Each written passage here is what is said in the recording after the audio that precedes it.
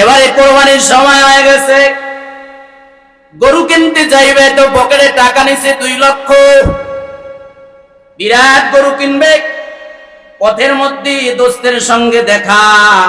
দোস্ত জিজ্ঞাসা করে, কই যাও? কই কোরবানির গরু কিনবো। কয় ইনশাআল্লাহ। কয় পকেটে আছে টাকার গরম, গরু কিনবো বড় একটা, কোরবানি দিব জনমের মতো, ইনশাআল্লাহ কেন বলতে হবে? বন্ধু তো দিনদার পরেশগার। কয় বন্ধু, টাকা থাকলেই খালি হয় না, কেনা সম্ভব হয় না। আল্লাহ যদি না কেনার তৌফিক দেয়, কথা ঠিক না ঠিক? কয় না, দেখা যাক। তো গরুর বাজারে গিয়া গরুর দরদাম সব ঠিক হয়ে গেছে। দরদাম ঠিক হওয়ার পরে দাম হয়ে গেছে 2 লক্ষ টাকা। এবার গরু কেনাও প্রায় শেষ। তো টাকা দিবে, পকেটে যখন হাত দিছে, পাঞ্জাবির পকেট তো যত ভিতরে ঢুকাইতেছে, ঢুকতে ঢুকতে পাঞ্জাবির ভিতর থেকে হাত বাইর হয়ে গেছে, পকেট আর নাই, টাকাও আর নাই। তা চোরাই নিয়ে ভাগছে কোন ফাঁকে সে নিজেও জানে না। এবারে মাথায় হাত দিয়ে বসে পড়ছে, বাজারে কি হলো, টাকা কই গেল?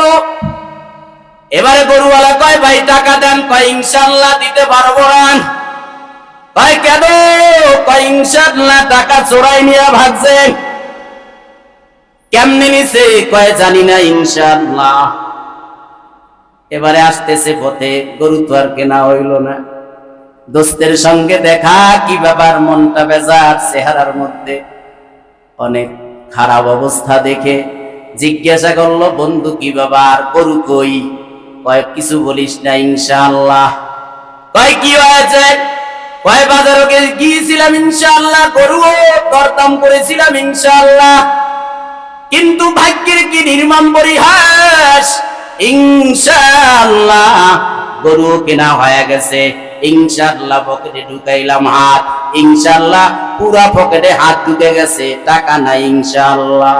বলেন এত ইনশাআল্লাহ কইতেছে, এই ইনশাআল্লাহর কোনো ফায়দা আসেনি?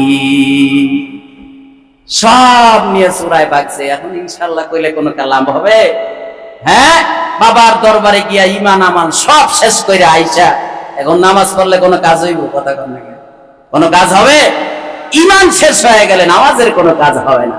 তাইলে ভবিষ্যতের কোনো কাজ করার যখন পরিকল্পনা আমরা হাতে নিব, তখন কি বলতে হবে? আর যদি আমরা না বলি, গরুওয়ালার যে অবস্থা হয়েছে কোরবানির জন্য গরু কিনতে গিয়া, এই অবস্থাই হবে।